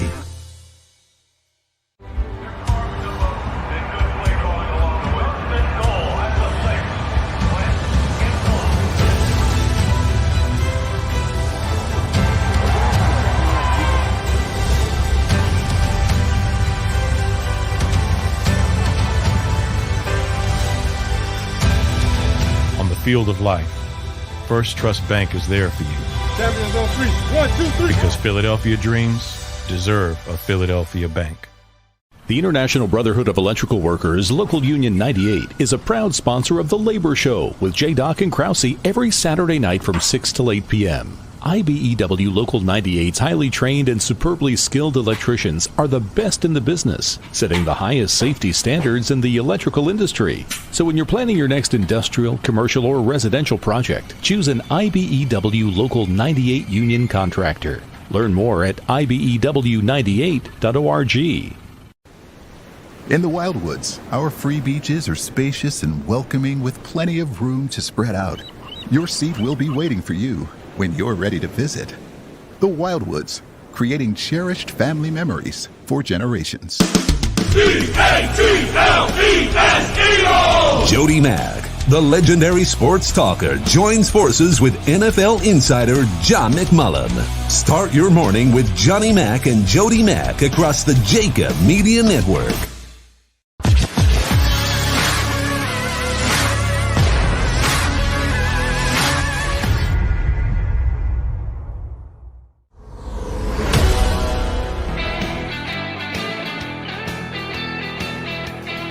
John McMullen. I'm Jody McDonald. That would make us Mac and Mac, and that makes this Birds 365 here on the JAKIB Media Channel. We're going to stick around for another hour. Coming up this hour, it's crossover week here on Birds 365 and the rest of JAKIB Media Channel personalities. First up today is John's buddy, John's pal, his numero uno amigo, Eytan Shander, who you've hinted at kind of likes to pimp you when he gets on his show. We should have some fun with Eytan. He's going to join us coming up about 20 minutes from now. Tomorrow we'll get H. Mays from the middle on as well. Harry Mays is going to hop on with us this week. So we're going to do a couple crossover spots with the guys from the middle. We've already had Barrett on plenty, so we needed to do the right thing to get Harry and Eytan on. We'll do that this week. Looking forward to talking to Eytan coming up about 20 minutes from now. Thank Russ Tucker immensely, Russ Tucker, for coming on with us. Gives a solid half hour of his time and his insight. I knew ahead of time he was a Mailata guy. I had forgotten how big a Mailata guy he was. Him and Baldy from day one. Where I joke, had Jordan, getting, and that's a big gold jacket, by the way, 6'8". They had him look, the guy has got tremendous physical gifts. And I think what Ross said about he can do things to other people that people can't do. The problem is he started from literally ground zero, didn't even know how to put on a helmet. His first practice, I was there. He had no idea how to play professional football. So, some people have speculated maybe that's better. You can build him up with good habits. There's no bad habits he learned at the high school or college level. Jeff Stoutland is a tough guy. Anybody who's ever met Jeff, I mean, he's not grading on a curve. So he's not saying, oh, great, big guy, when he makes a good play. He's always harping on the consistency, just what Ross said, and that's not there yet. Understandably so. I mean, if you want to put a highlight film together of Jordan Mailata's best blocks, you're going to think you have Quentin Nelson. But if you go to that low light tape, it's not good. And that's the problem. You got to figure out how to eliminate as many of the bad plays as possible and tap into that natural athletic gifts, because he's got a ton of them. And as talented as he is and as highlight reel plays as he may have made, I meant what I said when I asked the question. The way that I asked the question, I'm not giving up on Andre Dillard. No, either are they. And I'm glad to hear that. I know Ross is a big fan. I really do hope that is an open competition. I know your point of the fact that Mailata showed much more of an ability to transfer to the other side. I understand that. You're putting together a roster, you make a decision, and flexibility can be part of it and probably should be part of it. But I hope that it's not here. It's the starting left tackle position that we've gotten to. As far as I know, we're not bringing back the guy who's played that position for the last decade. Jason Peters is, at least at this moment, Jeff Lurie could jump in at any second, out of the Eagles' plans for left tackle. So one of these two youngsters is going to take over the key offensive line spot. May the best man win. Let him compete it out. Give it to the guy who earns it and deserves it. Certainly you don't go rotational on the offensive line. Somebody's going to win the job, and the other guy's going to be a backup, plain and simple. Sorry to the loser. You had a fair and honest shot to win the position. I'm good with either one. If Dillard wins, I'm going to be good with that. I'm not going to lament the fact that Jordan Mailata's got more physical gifts. No. Best man wins. If Mailata wins, I don't care that they use the first-round pick on Andre Dillard. I just want it to be a flat-out fair competition for the left tackle spot. Whoever wins the job, stick them in there and let's go. Yeah, I mean, this is kind of the theme we had before Ross came on. We're talking about this competition. And here's a case where I think there is going to be a competition. But even that, Jody, I mean, there are things about this league that are real. And Andre's a first-round pick. Now, look, this coaching staff didn't take him in the first round. They have no skin in the game. So maybe some of that luster is off, but Howie Roseman wants him to succeed. So that's a real part of this. I mentioned, Ross lasted, I think, 7 years in this league by doing what he said. He played every position, because he was a backup offensive lineman. He had to. Andre Dillard's a first-round pick who can only play left tackle. He's got to play left tackle. That will factor into this. And I don't know if Nick Sirianni's going to make that decision, to be honest. It might be Howie Roseman. Might say, we got to play Andre Dillard at left tackle. And you fill in from there. Jordan is a more versatile player. That's why I brought that up with Ross. That's how it figures in as a backup in this league. Now, ultimately, if he falters at that point, Andre Dillard, then you can go to Jordan Mailata, and then okay, it's over. Let's raise the white flags. But all this plays into that competition, Jody. And that is my cynicism. And maybe I've been a reporter too long, but when people talk about let the best man win, it's rarely let the best man win in this league. Right. And there are only going to be so many competitions for the Eagle positions this year. That is one of the key ones. And I think that is one where they should, in my opinion, should be starting flat out 50-50. Neither one with an advantage. I don't care that Dillard was drafted that much higher than Mailata. I don't care that Mailata might have more physical gifts and does give you flexibility. No. Let it be, may the best man win the left tackle position. That's why I hope it works out. Although they are saying there's a quarterback competition, we all know and believe there is no quarterback competition. It's going to be Jalen Hurts' job. That's why I threw those numbers out to both you and to Ross. Carson Wentz's numbers from his rookie year. I get it. It's not Jalen Hurts' rookie year. And I get it that Jalen Hurts is going to have more prep time in the preseason to get ready for his first year starting. The thing that was the same between the two is first year as a starter in the National Football League at the beginning of the year. Carson Wentz did it as a rookie. Jalen Hurts is going to do it as a second-year player. We saw what Carson's numbers were. They weren't off the charts great. They weren't overwhelming by any stretch of the imagination. And then after he got his first year under his belt, we know what he came back and did in his second year, MVP-like numbers. I'm just wondering, will Jalen Hurts be given the same grading curve? If his accomplishments are similar, comparable to what Carson Wentz did in his rookie year, will that earn Jalen Hurts that second year to show that he is, I thought Ross said it well, you want to believe that in 2022, the Eagles are going to have a franchise quarterback, be it either Jalen Hurts because he's been that good and put his stamp on it and said it's my job, or that they traded for a guy who's already established as a franchise quarterback with another NFL team, or yes, they've used a top 5 pick and they're going to do exactly what they did with Carson Wentz, just hand the job to him. Yes, the Eagles are going to have a franchise quarterback in position 2022. Will the type of year that Carson Wentz had be enough for Jalen Hurts to be that guy in 2022? No, it won't. It'll be the exact opposite. And because, this is not a statistics-based game, Jody. Everything is not in a vacuum. We always talk about football as a whole. You need so much to go right on any given play. If the left guard misses a block, it can blow everything up. The quarterback can look bad. Whatever, wide receiver can drop the football, whatever. Evaluations and traits mean something. Carson was the second overall pick for a reason.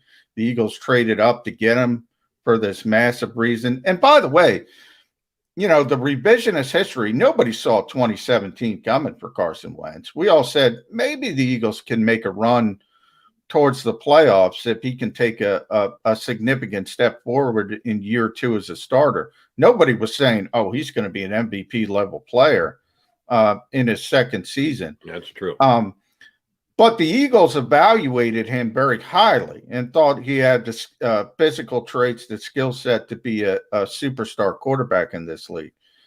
Again, pedigree's not the be-all, end-all. We talk about it all the time. The best quarterbacks in the history of this game, the modern era, Joe Montana, 3rd-round pick, Tom Brady, 6th-round pick.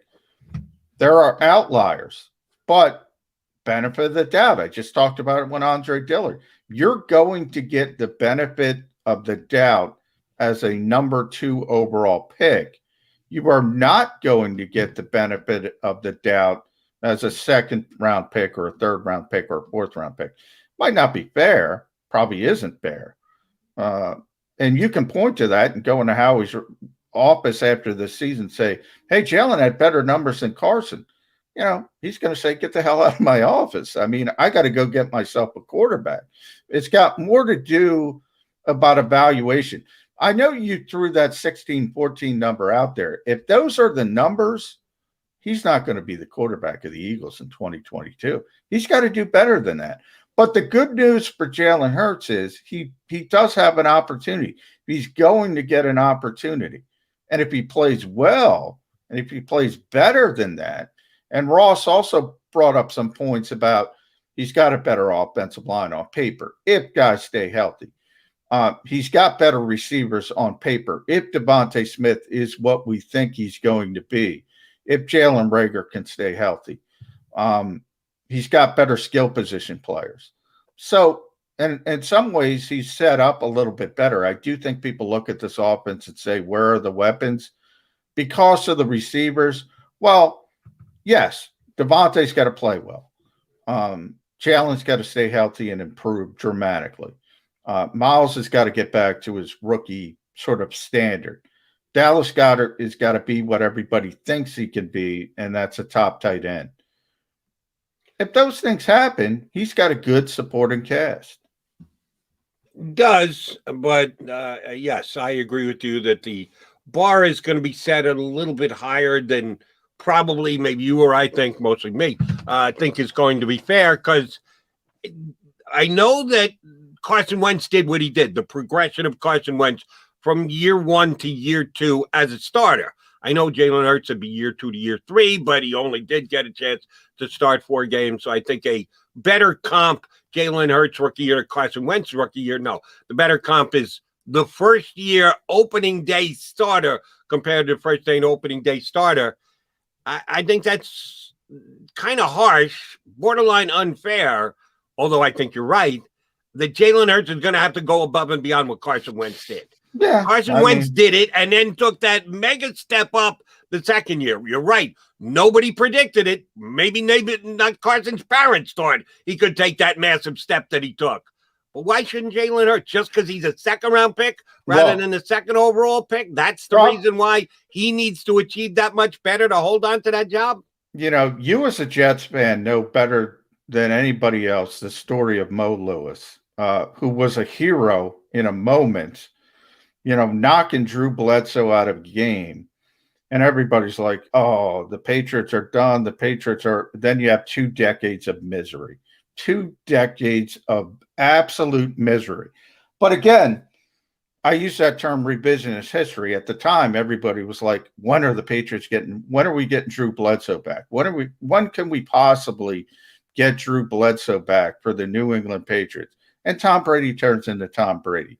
That's no, Jalen Hurts is not going to be Tom Brady. Let's be realistic. But he has that similar type of opportunity. No one expects it of him, but he has that opportunity. But yeah, he's going to have to play a more elevated position.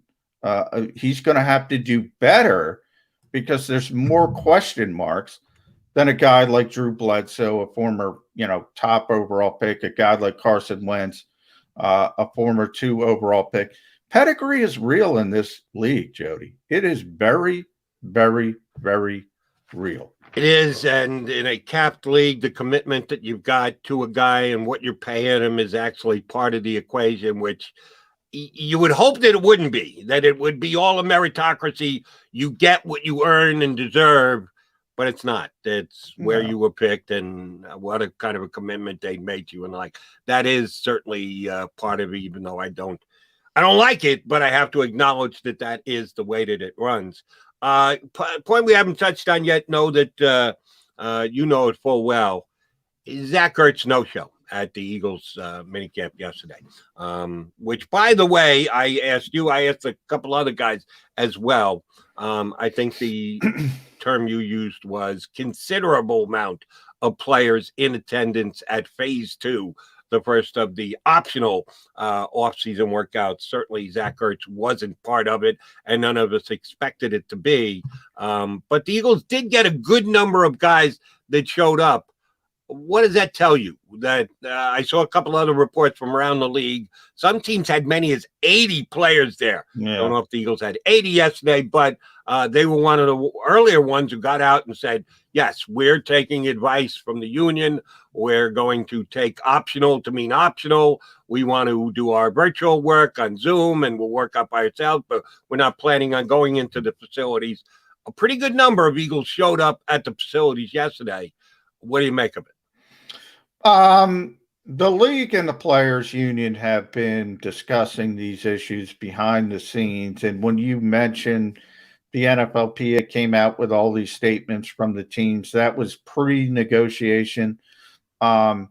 They've talked about scaling back into more of a teaching mode. A lot of teams have done it individually. The Colts have been, pretty above board about it. They're not doing much on-field work, so it's more of a classroom environment, and players have agreed to come into that. You mentioned Denver, I think, had 70 plus. Miami had 70 plus. Eagles, I expect to be in the same range.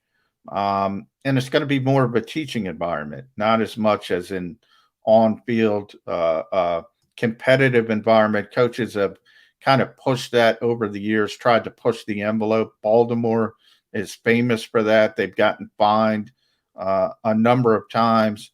If you're out on the field, they've talked about wearing sandals, so you can't do much to create a true walkthrough environment.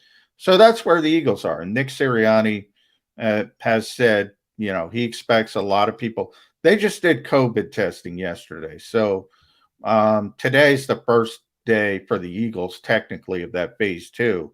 But yeah, there's going to be a significant number of players there. They're not going to do much on-field work other than walkthroughs, legitimate only walkthroughs. And that's sort of the compromise the league and the union has tried to come up with. All right, McMahon, I'm going to put you to the test again here. I gave you Carson Wentz's numbers in his rookie year and said, if Jalen Hurts were to put up these exact same numbers, would that be enough for the Eagles to not go in a different direction with quarterback, be it either a trade and or to draft a quarterback high? Let me give you these numbers instead, okay? Let's say has an injury, misses a couple of games. We're not going to put him out there for all 16. Let's say he starts 14 games out of 17 this year. Completes 63% of his passes. Not great, not terrible. Let's say he throws 18 touchdown passes and 12 interceptions. That's a little better than the Carson numbers. Carson's were 16-14. I'm moving it to 18-12. Let's say he throws for 200 yards a game and has a quarterback ranking of 86.5. Does that get Jalen Hurts the starting nod in 2022? Well, I'm like Ross. I don't think it's about numbers, but if you want me to look at those numbers, the first number that jumps out at me, if he goes from 52 to 63%, that's a big positive for me. So right. Number one, I mean, that is a huge step forward. How many games is he winning? I think that's more important. Even though wins and losses are often unfair for a quarterback, you have to be realistic about it. So are the Eagles winning 10 games or are they losing double digits? That changes because both could be the case with those types of numbers.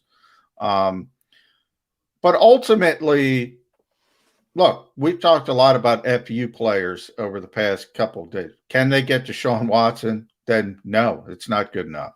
Can they not get to Deshaun Watson or Russell Wilson? They're not going to get Aaron Rodgers. Maybe it is good enough. Maybe if he's top 20, as Ross said, maybe it's good enough, but only if it's only good enough if you can't get an FU player.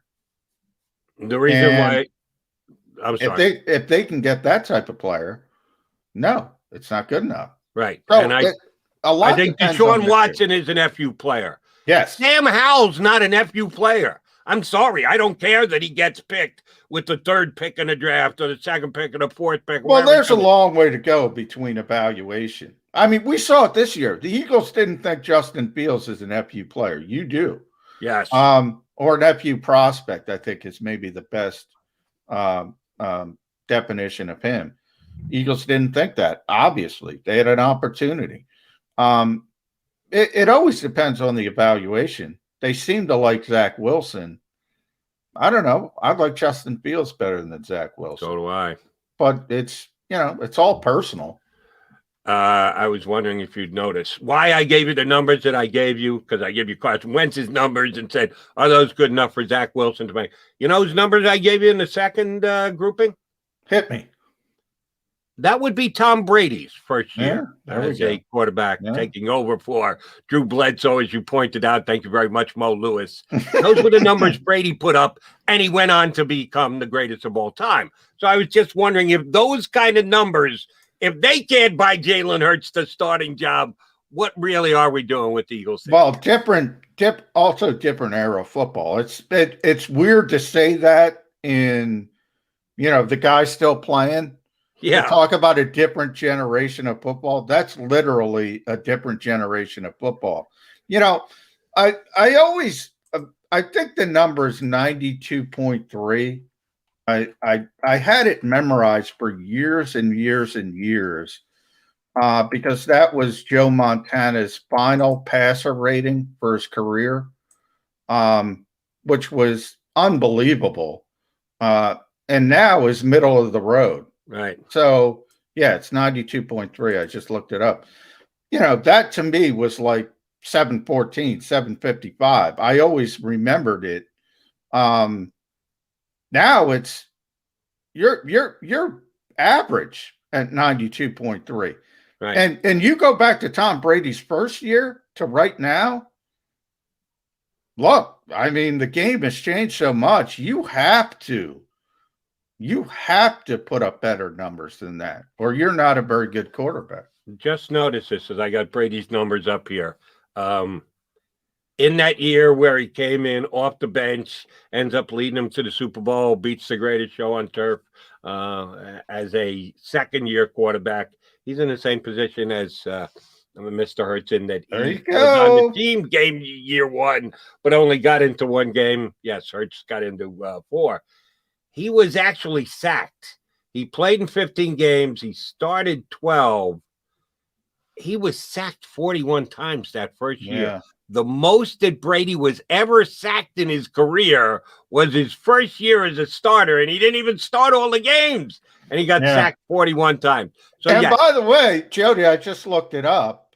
102.2 was Tom Brady's passer rating last season at the age of 43.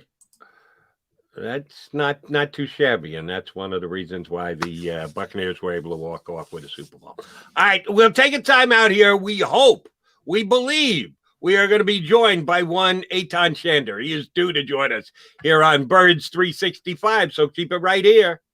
If you missed any of today's show on the JAKIB Media channel, listen to the podcast on your way home. Available on YouTube, Apple, and Spotify. The savoring taste of a good bag of beef jerky is so enjoyable at any time of the day, as long as you can find it. Here's what we suggest. Pure Bull Beef Jerky is our answer, and soon it will be yours. Locally produced in the Philadelphia region, this high-quality, healthy protein snack is easy to secure. Go to steersnacks.com, and you'll see hot garlic, tropical heat, Pure Bull dry rub, and our favorite, Huck and Fod. What's that? Huck and Fod. Go now to steersnacks.com. Welcome to the Wildwoods, the perfect place where you can safely do everything or nothing at all. Catch a wave, take a nap, go for a drive, grab a bite. It's your vacation, and we're doing everything we can to make it a safe one The Wildwoods. Your vacation, your way.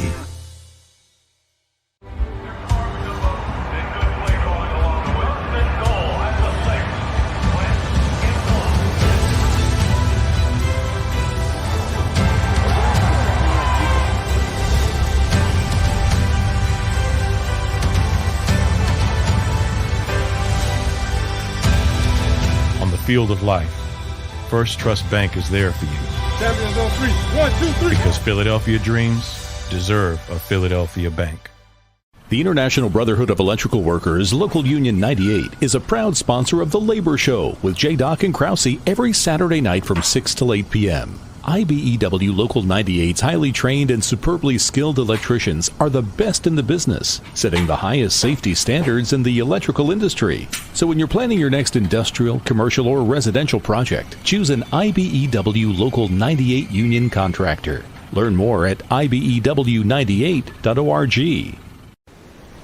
In the Wildwoods, our free beaches are spacious and welcoming with plenty of room to spread out. Your seat will be waiting for you when you're ready to visit. The Wildwoods, creating cherished family memories for generations. Jody Mack, the legendary sports talker, joins forces with NFL insider John McMullen. Start your morning with Johnny Mack and Jody Mack across the JAKIB Media Network.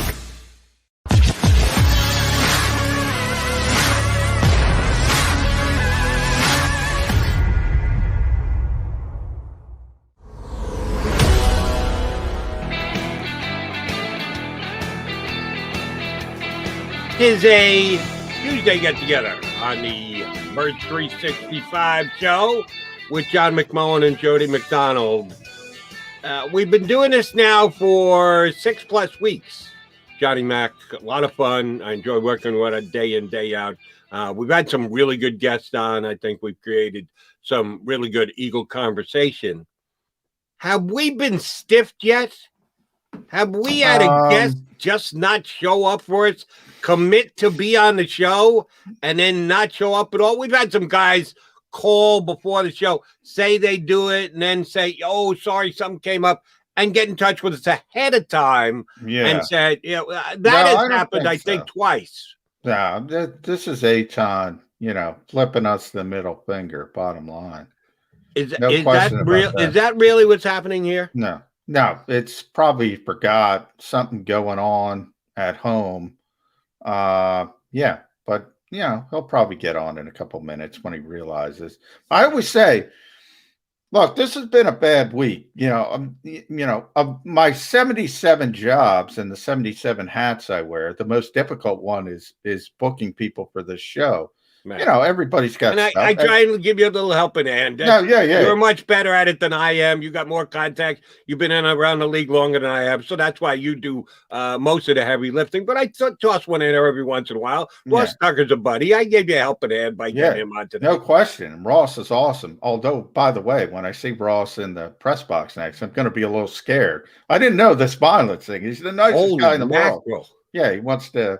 Little did I know he wants to. Yeah, don't sneak up behind him. You want to come. You want to come at Ross Tucker face forward because you want to give yourself a fighting chance. Because otherwise, be careful. He looks like the kind of guy could turn around and just lay you out. Oh, of course.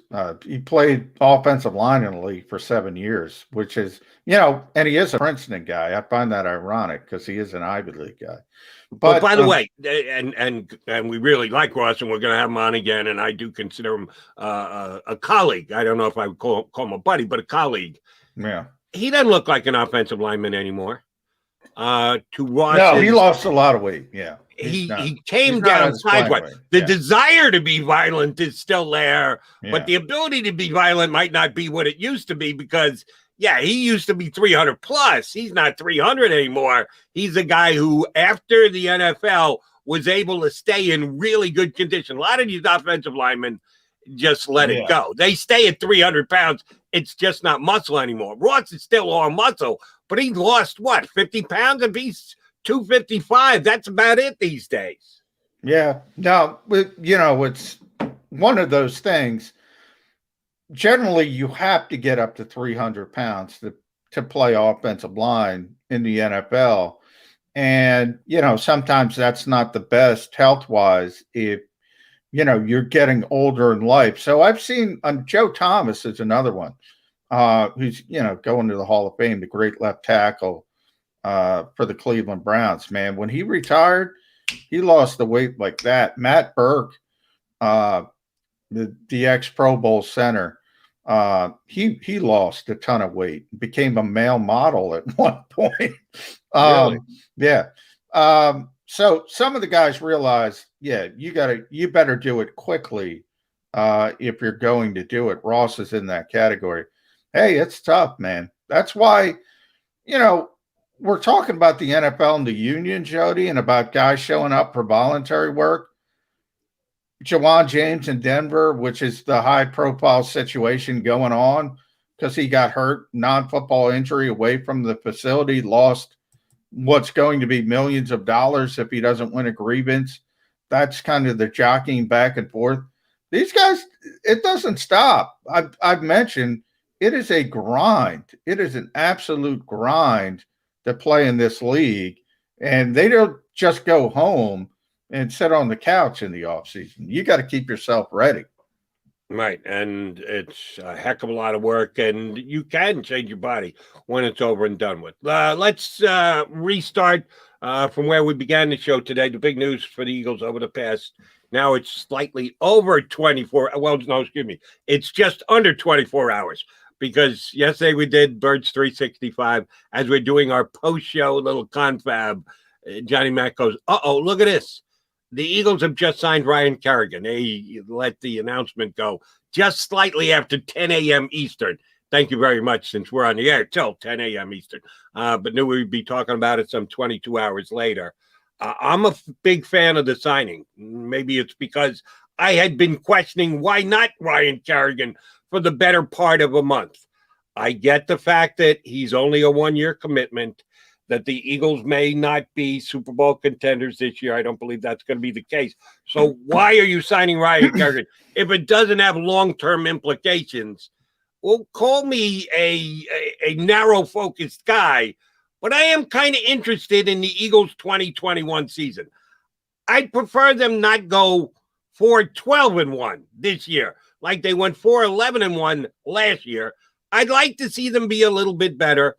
If the Eagles had a young, stud, up-and-coming defensive lineman, defensive end that I thought Ryan Kerrigan was taking snaps away from, I'd go, this probably isn't a good idea. Who is the guy that Ryan Kerrigan is taking snaps away from that I should be worried about? The coach worrying about winning games rather than building something going forward. The Eagles don't have that. I think Kerrigan's still got something left in the tank. That's why I was a big fan of the signing. Well, I will say he's going to be, I think, taking snaps away from Derek Barnett and Josh Sweat. So is that enough? Now you can look at how the Eagles ran things under Jim Schwartz last year when they used 4 defensive ends basically in the rotation. And that would be Brandon Graham, Derek Barnett, Josh Sweat, Vinny Curry. So if you're going to argue that he's just slotting into the Vinny Curry role, yes, who played about, let's see, I'm looking it up right now, anywhere from 31% to 35%, unless something was going on injury-wise. He had a couple 71% games. So if you want to put it down to 33%, I think he's playing more than that. I think he's a better player than Vinny Curry. I think he's going to be above 33%. So, and we got Eytan, and we'll bring him in just a minute. So he's taking snaps away from Derek Barnett and Josh Sweat, at least a few, Jody. Well, fair enough. Since we got Eytan here, we'll let him answer your question, your proposal. Are the Eagles making a mistake by signing a guy like Kerrigan, who will potentially be taking snaps away from Derek Barnett?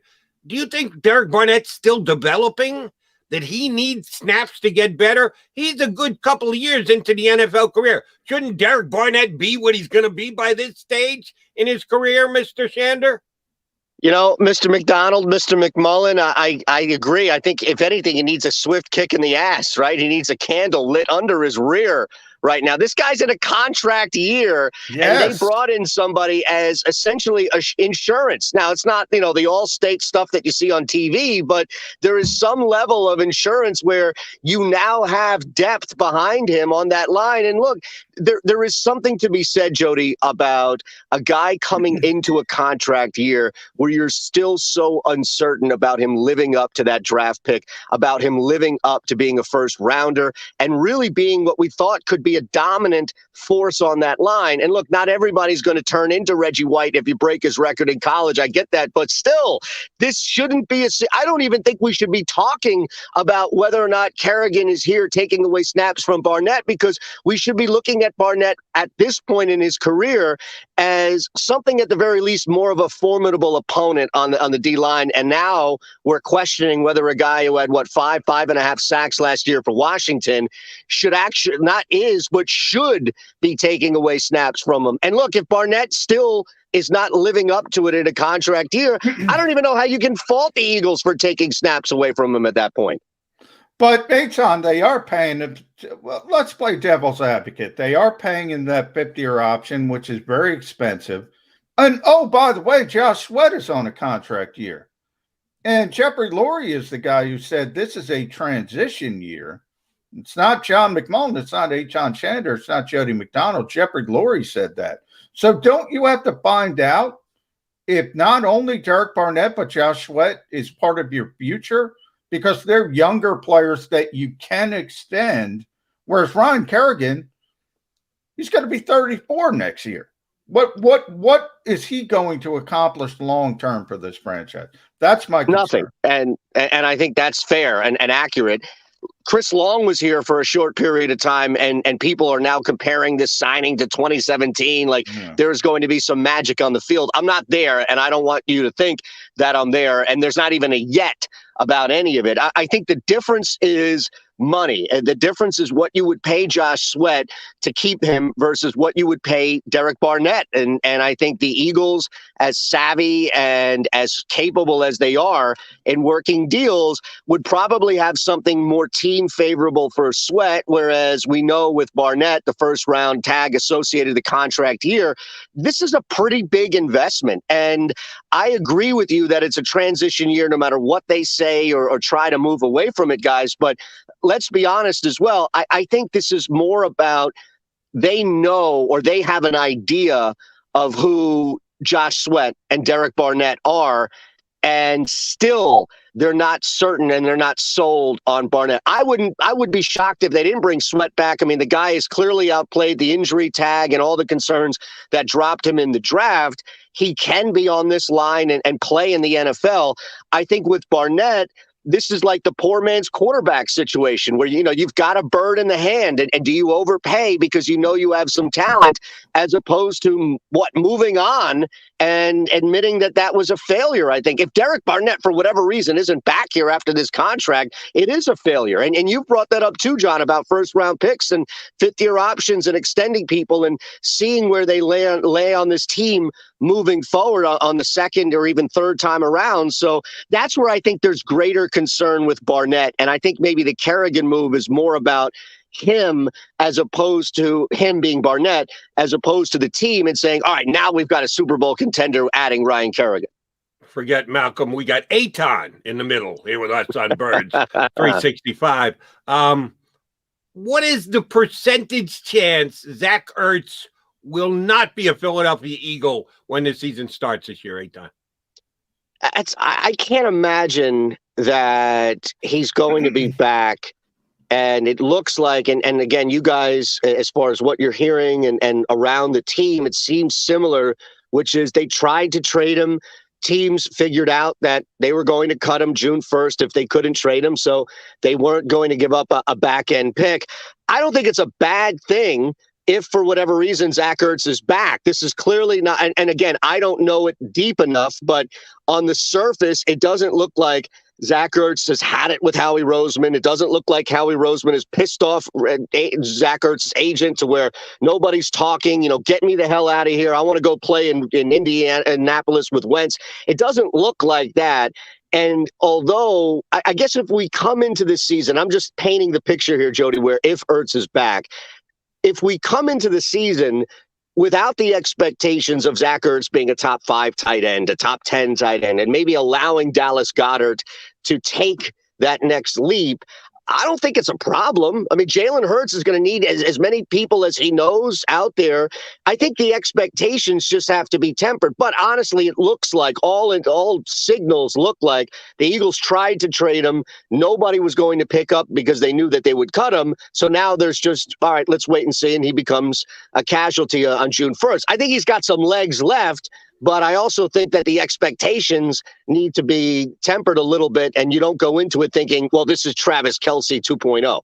I've considered myself a optimistic Ertz could be back kind of guy. You're even more optimistic than I am. Well, so we'll see how that shakes out. But here's the reason why I asked the question, why I asked it. I wanted to get to this. If Zach Ertz isn't back, which I believe is still the majority of the possibility, who's going to be the Eagles' other tight end? Dallas Goedert is the starter, but who's their backup tight end? Are they even going to have 3 tight ends on this team? What are they doing at tight end? Well, that's something that I think we would look a lot at Sirianni's offenses, right? Or at least Frank Reich's offenses with Sirianni there. It seems like they want to run the ball a lot. It seems like they're big on the kid from Memphis, and we already know with Miles Sanders back, Jordan Howard, they could have a bunch of backs in there, and that could mean a lot of 12 personnel. And maybe the other, instead of trying to pair Zach or Dallas Goedert with another type like Zach Ertz, there is more emphasis on blocking, and maybe there is with Devontae Smith out there on the field, outside with Rager as well. You can have some flexibility depending on who your wideout or wideouts may be in the set. So I wouldn't be shocked based on at least, and again, we have no idea until we see Sirianni and we see this offense out there in the field. The guessing game is fun, and I love to do it as well. But if we're led to believe that they want to run the ball like Indy was able to successfully run the ball a lot, and we have Dallas Goedert already on this team as what could be a top 10, top 8, top 5, depending on the season tight end, then they may try and balance it out and put a little more blocking personnel in there to open up the run game. I can't imagine that he wants Jalen Hurts to throw the football 40, 45 times a game. So there probably will be, Jody, a bunch. Maybe we do see, a Rick Rodgers type in there as far as somebody who can block, but also if need be, run out and catch a pass or two. But I just don't know or really don't think that we'll see 2 or 3 pass catching tight ends out there routinely as far as the offense, especially when you've got younger guys in Rager and Smith that you really want to get action to. Eytan, earlier in the show, we were talking about Nick Sirianni's competition mantra. I want to get your thought. Jody, taking it a little bit more literally than me. I look at guys, and I'm just looking at the starting lineup. Jalen Hurts, Miles Sanders, Isaac Seumalo, Jason Kelce, Brandon Brooks, Lane Johnson, Dallas Goedert, Jalen Rager, Devontae Smith. They're not competing. They are not competing. They are starting players on this team. Even the defense that has more questions. Brandon Graham, Fletcher Cox, Javon Hargrave, Darius Slay, Anthony Harris, Eric Wilson, Rodney McLeod when he's healthy, not competing. What is your thought process on Nick Sirianni's we're all competing? I don't get it. This is like the polar opposite, but it's the 2 opposite sides of the same coin with what happened with Joe Girardi next questioning Jim Salisbury about that altercation that everybody who had 2 working eyes saw in the dugout. And we just get stuff that's said that just either doesn't add up, doesn't hold up, or just doesn't make sense. And I think what happens is you in the press corps, us here talking about it on shows, we have to address the rock, paper, scissors stuff. We have to address the quarterback competition stuff, even though it looks like Jalen Hurts, outside of what I guess Joe Flacco catching a miracle here or Hurts getting hurt. But those positions you named as well, I don't understand it, because then the next step is, well, is he lying? And that he doesn't deserve that, but at the same time, that doesn't happen without him saying that stuff. He doesn't need to prove anything to us, and I don't think we owe him anything as well, but it just seems weird, and it seems bizarre, and then it starts to seem like he's misleading, and then you have the L word coming out there, like, these guys are all liars, and it all stems from stuff that's being said. Just come out, and you don't need to make it a blanket statement. And here's another thing, too.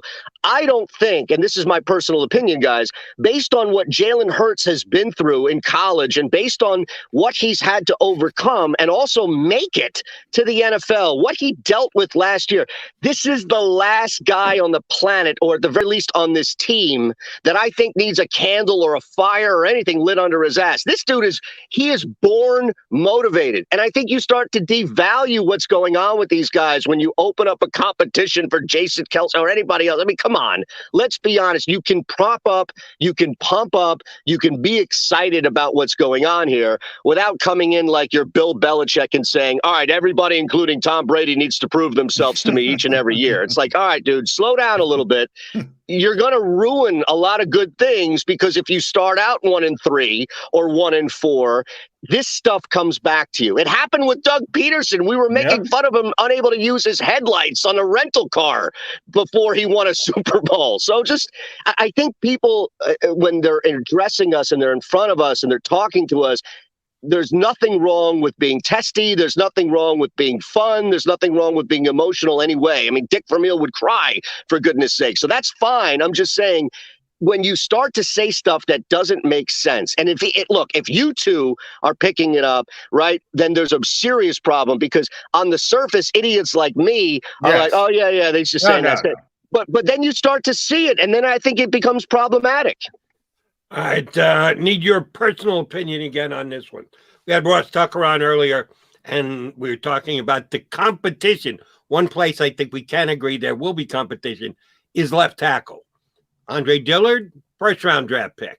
Jordan Mailata, seventh-round draft pick. Howie Roseman made them both, but he certainly put more of an investment into Andre Dillard. The coach comes in. He's never had either of these players. He doesn't care where they were drafted. He just wants to put the best player out there. At some point, the coach and the general manager are going to have a conversation about the left tackle position. Does Nick Sirianni have the gravitas to be able to say, Howie, listen, Mailata's better. I got to play Mailata. I know you want to see Dillard get the job. I know I could move Mailata to right tackle and be a swing tackle, but I need to put the best tackle out there, and that's Jordan Mailata. I plan on putting Jordan Mailata out there. Does the coach have the ability to do that with this general manager? Jody, I don't think he does, but in this particular case, I don't think he has to. And first off, you talk about a fall from grace. You go from Ross Tucker to Eytan. My goodness. But exactly, right? That's a sharp curve. Yeah. Here's by the way, Eytan, I know you got to run where you're at Home Depot. Where are you, by the way? No, I was running late at the doctor's for my now 5-week out pregnant wife. So okay, see, now you made me look even worse. And I did that on purpose. Yes. Jody knows it's an old radio trick. You make the host feel bad about making you feel bad. You just preempt him. Which I'm bringing up with Harry Mace. That's what I'm about to do. Now, I made a mistake. Harry originally was going to come on 9:20 today. Then he wanted to switch it to 8:20 because he had an exterminator coming. I forgot the second part of the text. So I come off looking like the you-know-what, which I pretty much am the you-know-what.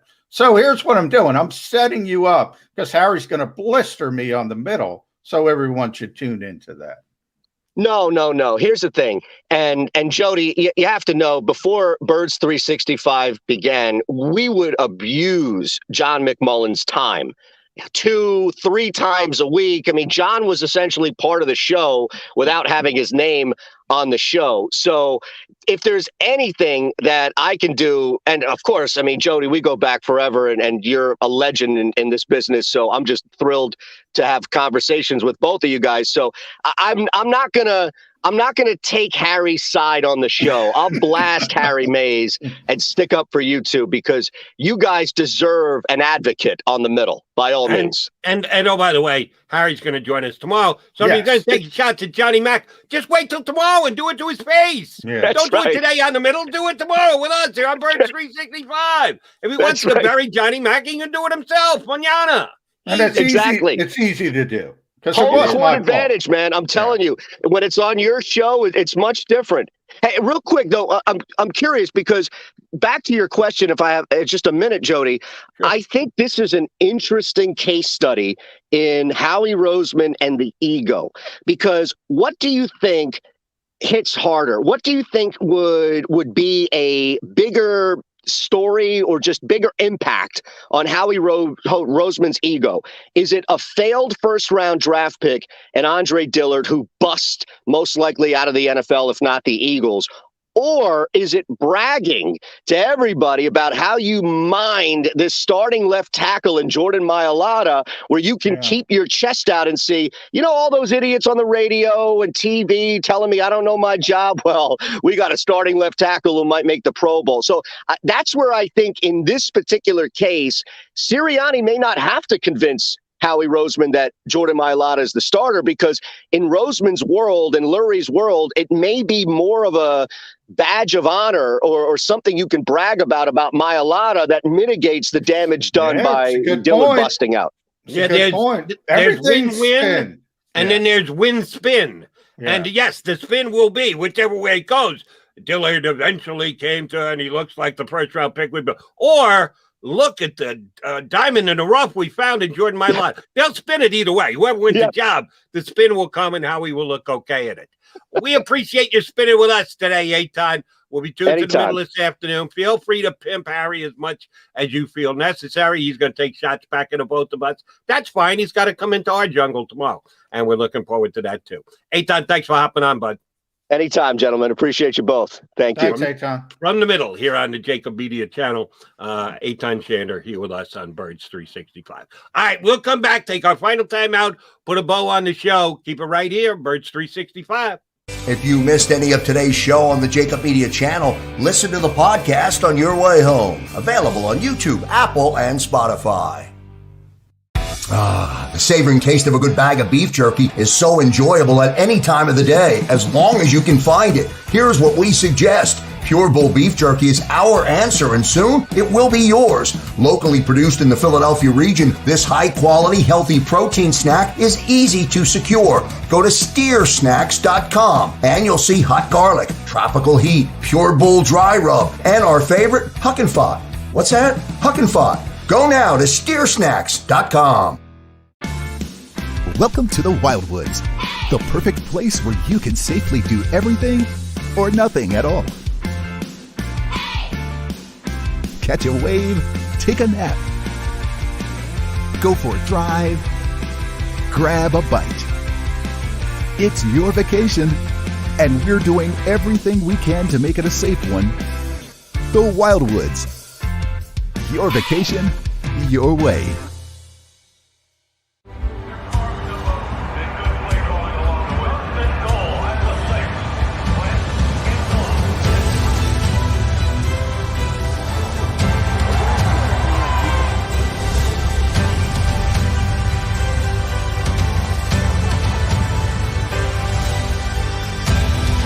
On the field of life, First Trust Bank is there for you. Champions on 3. 1, 2, 3. Because Philadelphia dreams deserve a Philadelphia bank. The International Brotherhood of Electrical Workers, Local Union 98, is a proud sponsor of The Labor Show with J. Doc and Krause every Saturday night from 6 till 8 p.m. IBEW Local 98's highly trained and superbly skilled electricians are the best in the business, setting the highest safety standards in the electrical industry. So when you're planning your next industrial, commercial, or residential project, choose an IBEW Local 98 union contractor. Learn more at ibew98.org. In the Wildwoods, our free beaches are spacious and welcoming with plenty of room to spread out. Your seat will be waiting for you when you're ready to visit. The Wildwoods, creating cherished family memories for generations. Jody Mack, the legendary sports talker, joins forces with NFL insider John McMullen. Start your morning with Johnny Mack and Jody Mack across the JAKIB Media Network.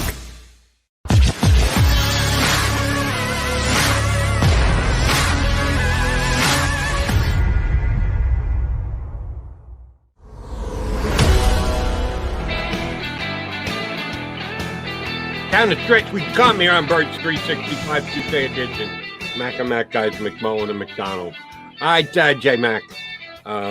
We were just referencing the fact that you booked 90% of the show. I'm going to put a little bit of a request in here for someone I'd like to see on Birds 365. Doesn't have to be between now and the end of the week. Doesn't even have to be now and the end of the month. I'd just say between now and before the start of the NFL's regular season. How good are your Minnesota contacts still?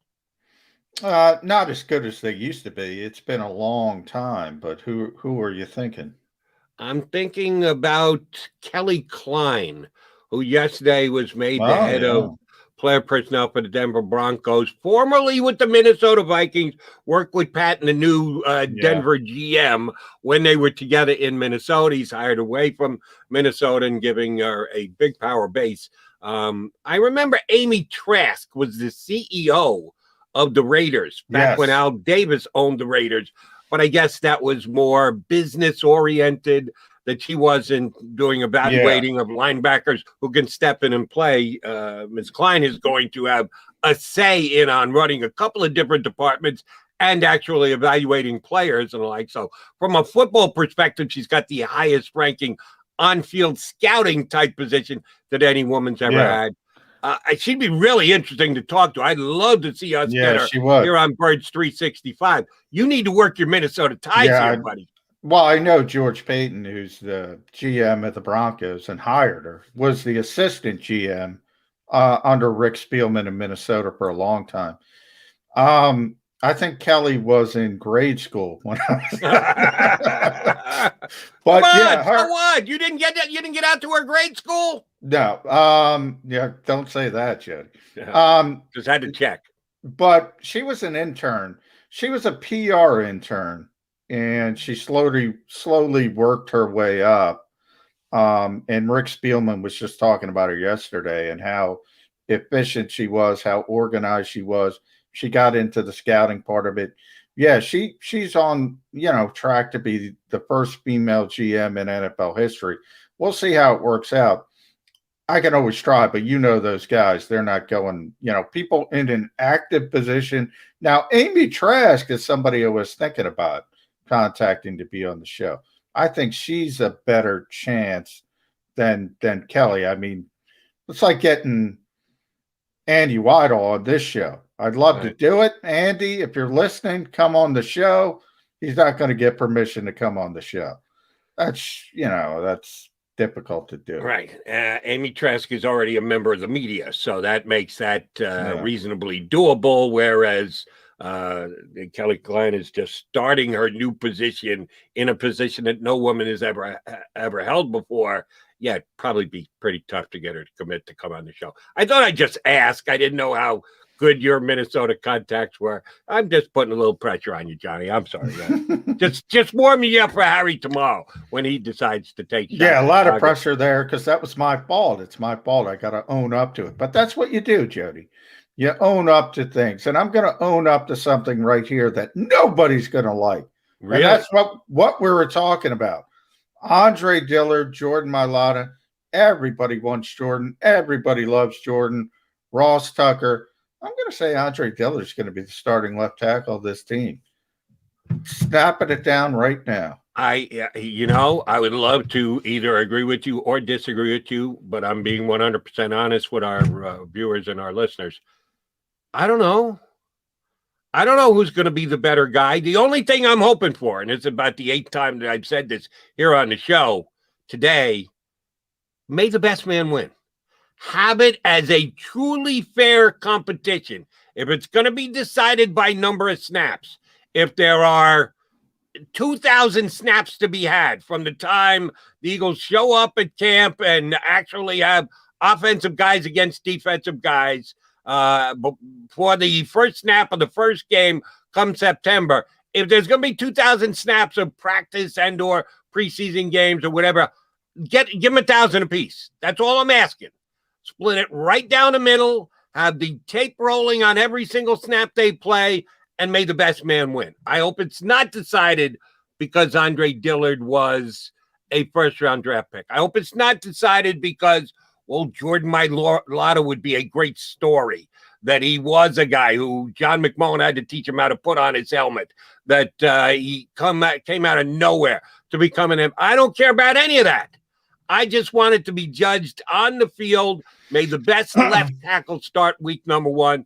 And I think Mr. Competition himself, Coach Sirianni, is going to do just that. Well, and by the way, I think it will be, I don't know if it'll be 1,000 versus 1,000. I don't think it's 50-50. My assessment is the Eagles think more of Andre Dillard than a fan base, and they still think he is a natural pass protector. They still think he's got a big upside. He was going to be the starting left tackle last season before he tore his biceps. Look, unless he falls flat on his face, I talked about that consistency versus inconsistency. I think they like Andre Dillard better, but we'll see. Do you think Jason Peters still has Jeffrey Lurie's number, or are we? Oh, no question about that. I've joked about the flow chart in Philadelphia for years. Nick Fierro, if he wasn't in the car, could tell you this. I had my flow chart. It goes Jeffrey Lurie, Jason Peters, Howie Roseman, Doug Peterson. And Dougie is no longer on that flow chart, but it's Nick Sirianni. Don't know how much influence that Peters guy still does have. We think it's none, but you never really know. Here's one thing I do know. We'll be right back here in 22 hours. Harry Mays is going to join us, my ex-partner on the radio side. Harry Mays, he better not take shots at me. He better all save his shots for you, McMullen. I'll take them all, Jody. I'll take them all. You got to tune in tomorrow when Harry joins us. We'll be right back here on Birds 365 in 22 hours. Have yourself a great Tuesday, buddy. If you missed any of today's show on the JAKIB Media channel, listen to the podcast on your way home. Available on YouTube, Apple, and Spotify.